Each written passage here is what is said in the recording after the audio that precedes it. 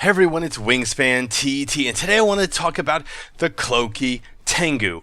Now, if you remember a couple videos ago, I made a video where I was in a Tengu and we're fighting some battleship and blah blah blah blah blah. It was fun, and I recently had just I just lost that Tengu, and you'll see in the footage here. I will show you exactly how I lost that Tengu. I want to do something a little bit different where it's not like just the comms of what I was saying at the time of everything that was going on.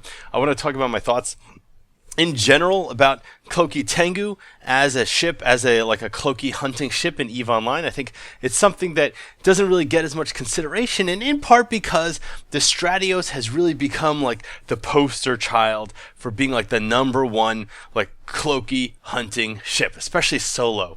And the Stratios, I mean, I love the Stratios. I love the Stratios to death. Actually, I believe Wingspan Delivery Services is the #1 corp in EVE Online for Stratios deliveries. So that's absolutely great. Stratios clearly has so many pluses to it when it comes to cloaky hunting, right? Well, first of all, it's just fucking drop dead, sexy, gorgeous, and now with the new SOE Fire Cell skin, which may or may not be a Wingspan skin. I'm just saying it's orange and gray and it's on a cloaky ship. I mean, it just seems like a really strange, coincidence. But anyway, it's beautiful, all right? It's agile. It's got a scan bonus to let you go through wormhole space, all right? It's you can shield tank it, you can active tank it, you can buffer tank it. It's got drones. You can put sentry drones for bashing structures and hitting people from far away. You got light drones to get people off you, medium heavy drones, whatever. Throw geckos in there. You can put newts in the highs. You can put lasers in the highs. No one puts lasers in the highs, but you could put lasers in the highs. You got 5 mid slots, 5 low slots, 5 high slots. It's so flexible and powerful, and the scanning. Really, the main downsides to it are that it's just a little bit slow when it comes to slow boating around or warping around, or but that's really it. Stratios is great. So for a while there, I want to test out a Cloaky Tengu. I wanted to get into T3s for a while. I know in the past, Proteus was the cloaky ship you used to go hunt people. And the reality is, I just don't feel like that's true anymore. I don't remember the last time I saw Proteus. I mean, to be fair, most of them are cloaked, but I don't remember last time I saw Proteus being used in this way, whether it's in Wingspan or whether it's, me getting jumped on by other people or seeing other people jump on my people or anything like that. Like it's out there, people are using them, but the Proteus has so many downsides by comparison. Sure, it does better damage than than typical Stratios, right? Maybe normal Stratios you can have like 400 to 600 DPS. You could really push it. You could get it up to 800 DPS, but that's going to be pushing it. Whereas the Proteus, you can easily out DPS the standard Stratios. Like 400 DPS on a Proteus would be a joke, right? And the same thing with tank, right? Like the tank on a Proteus is going to be a fucking brick. It's going to take a beating. Whereas the Stratios, yeah, I mean, the flexibility is there, and you can get a decent number of effective hit points, stuff like that. You go active fit. I actually have an interesting active fit for Stratios that I sold for some of my corp. But the reality is Proteus takes a beating, it gives a beating. But everything else, it's like, well, it's slow. It doesn't have a lot of capacitor. The range is basically 0. That's a big deal. Like not having any range and being so slow, that's a big deal. And the Stratios has kind of eclipsed it. So I was playing around with fits when I switched to that Tengu, and I was really interested in the Tengu for a couple of reasons. One is I think it looks cool. 2 is it shoots missiles, which is good because I don't really even now, now 2 years and change into the game, I still don't really have very good gun skills. I know I could inject them, but I have basically perfect missile skills, so I wanted to play around the Tengu and see what could work. And then outside of that, I was just interested in it as a ship, like how could it work? And basically, I've had a lot of fun with the Tengu, even up to the minute of having it blow up and losing a couple days of training for a couple reasons. The first fucking big pro for the Tengu is that when you got the right fit and you're picking out subsystems, wherever you can have a huge bonus to scanning, right? And that's 2 things. One is scan strength, which is going to be up to 50%, which is of course the standard covert ops scan bonus, right? The Tech 2 covert ops scan bonus that's better than that on the Stratios, because Stratios goes up to 37.5. So that's great probe scanning, but more importantly, CPU reduction in fitting a probe scanner, which means you can fit an expanded probe launcher and use combat probes. And that's something that I got to do a lot inside the Tengu, right? And this is going to sound dumb. This is like little shit, but it's like, oh, well, I just saw a Nemesis on D-scan. The guy was AFK. I managed to find him and kill him. Like, it's a stupid little thing like killing a single Nemesis, but that's something that in a bomber, in a Stratios, in most ships that I would typically be flying, not going to happen because I'm not going to have expanded probe launcher. Yes, I can go refit to them and blah, blah, blah, and go put down a mobile depot. You're talking about 2-minute, 5-minute turnaround, whatever, you're warping to a safe. You got to go make a safe depending if you don't already have one that's outside of D-scan range. So that's just a big hassle. So having combat probes all the time, like, oh, I dropped in a high sec, I'll go pop some MTUs for fun. I'll go find MTUs and pop them. Why not? So having combat probes is just such a huge advantage because there's so many times when you're out and about roaming, if you're doing like the kind of stuff that I do, where you're like, man, I wish I had combat probes right now. Like you see an MTU on scan, someone has cleared a site, they're going to bring in a Noctis or something any second to go pick up the MTU and all the wrecks and salvage them, but there's nothing you can do about it because you don't have an expanded probe launcher, right?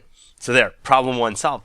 Problem 2, not really a problem, but you could get the navigation subsystem and then you could warp really goddamn fast, all right? Like you can, the way that I had my Tengu fit basically, and with a warp speed implant, but it was easy to break more than 6.5 AU a second, and that's without going super blingy on implants. If you put Ascendancy set, you put any of that stuff, you got a really nice warp speed implants. You could easily break 7, 8. I didn't do the exact math, but I'm sure you could just barely, go over 9 AU a second, and that's insane. You figure, like, you already feel fast moving around a Stero or Stealth Bomber in the 4s and 5s AUs a second.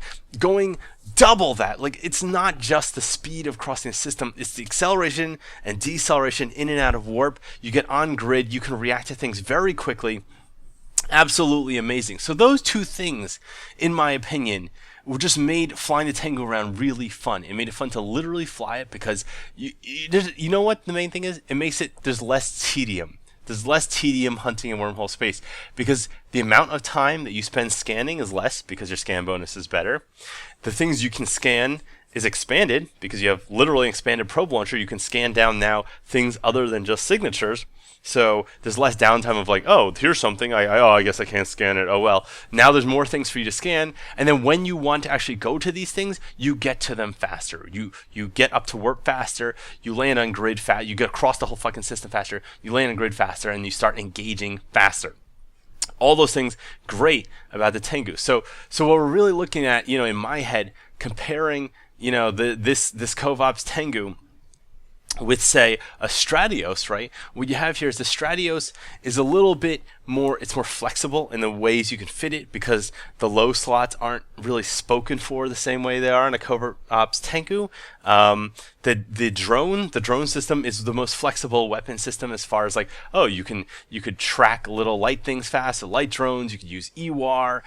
You can repair your allies if you want with armor and drones and whatever. You can you can put out salvage drones. You can heavy drones. Well, like I was saying before, gecko sentries, all that stuff. That's very flexible. Stratios, you don't really have that in the Tengu, and definitely on the Tengu, one of the big downsides is the weapon systems. Because with covert ops, you're pretty much tied into missiles, which, hey, I love missiles, right? I love torpedoes, all that stuff. But when you look at what your options are, you've got hams, which are like the close range, poor application missiles, which, okay, that's fine. They do good damage, I mean, you're going to be talking like 500 something, 600 damage cold. So, pushing it up to 700, 800, wherever hot.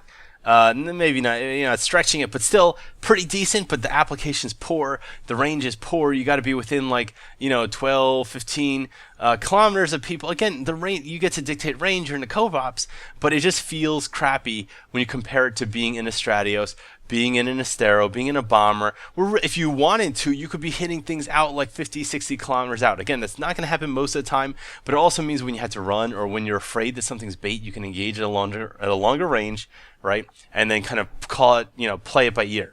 Not true in the Tengu. You really have to commit if you want to go hams. Now, heavy missiles, going to go out farther range, lower damage. you know, it's a trade-off there. Losing damage, gaining range. But then it's like, do you need the range? What are you going to do with your mids? You're just going to put a point? Because if you put a point and it's a small, quick ship, they're just going to run away. You can't stop them. You're not in scram range. They're going to outspeed you anyway. Nothing you could do about it.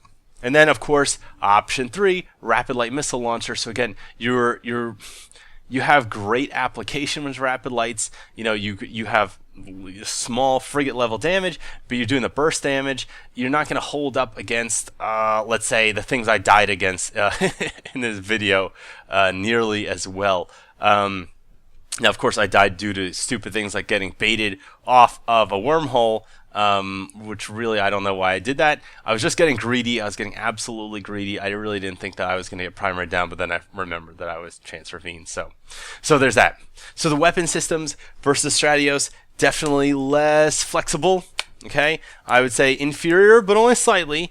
And then I guess, like I said, the flexibility overall of the ship isn't as good because, again, like the mid slots, you're looking at, you know, you've got to fit your tank into the mid slots on the Tengu, and then the EUR stuff. So, you know, if you want scrams, like on a Stratios, it's not a problem. Like, okay, you have 5 mids, you can throw in your prop mod, you throw in scram, you throw in a web, and now you still have 2 more. It's like, do you want to put in a cap injector, a cap battery? Do you want to put another web for dual web? You want to put another scram for dual scram? You want to go fucking dual prop? Whatever you want to do, it's fine. You could do it, right? But Tengu, it's a problematic because now you're going to have to drop invulnerability fields. You're going to put in whatever kind of shield tank you're going for, that's going in your mids. And now when you're looking at now, you also have to add in your prop mod, and you have to add in your scrams and webs, anything like that, or point. Okay, it's just really tight in there, and you don't have, you know, the low slots don't compensate for that. They can boost up your damage and your tank a little bit, but I mean, it's not the same level of flexibility. Whereas on Stratios, you could throw, you know, active fucking armor reps in the lows, or your, you know, whatever, your plates and all that stuff. You can hull tank your Stratios if you really want in the lows or whatever, and then just use up all those beautiful mids however you wish. Not an option in Tengu. So I guess what I'm really going at here while I'm just rambling on is that I really, really enjoyed flying this Tengu, even though in a lot of ways it's inferior to Stratios. I felt it was more fun to fly. It was more fun to fly. It felt more fun to move around on grid, to warp around, to stalk things. Anyway, everyone, I just want to share my thoughts about this. I thought it was interesting. You know, when you're looking at solo ships and small gang ships for hunting through wormhole space, right? Covert ops ships, especially for the kind of thing Wingspan does, you know, there's not that broad of selection. You're looking at stealth bombers. You're looking at the recon ships. You're looking at Stratios, and in T3s. And I think the T3s have kind of like gotten left behind. They've been forgotten a little bit now with the glamour of the Stratios. And I just want to show that even if you're losing them, even if you're losing a T3 to Battleship because you got greedy, decide to pull range off a hole, they can still be a lot of fun. Anyway, I would like to know what your thoughts are. Let me know what you think. I'm not claiming this is the best fit. Obviously, this is like literally the first thing I was trying with this. But I want to know. I want to hear from you. Put it in the comments. Thank you. See you next time.